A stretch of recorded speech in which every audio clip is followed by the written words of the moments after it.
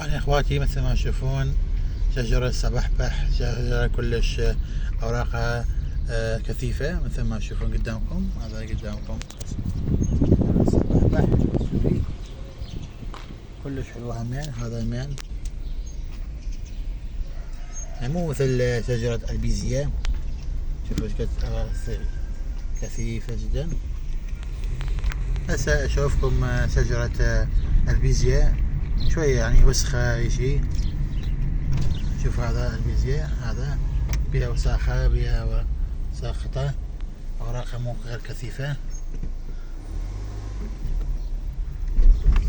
هذا شجرة مثل ما تشوفون البيزية، شوفوا الظل بس شنو بيها أوساخ توقع قدام البيت، بينما السبحبح أوراق كثيفة ونظيفة، ما بيها أوراق متساقطة، وخلال فترة كاملة خلال الفصول كلها هو دائما خضراء، يتحمل درجات حرارة عالية كلش.